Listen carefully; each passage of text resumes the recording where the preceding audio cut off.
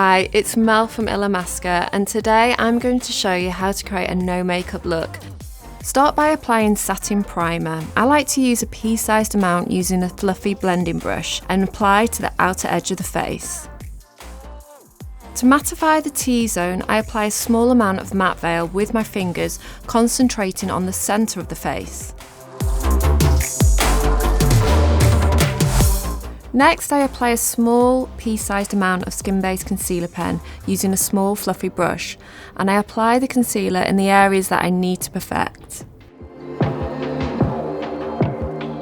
I now apply our cream highlighter in Aurora on the high parts of the face, such as cheekbones, temples and brow bones.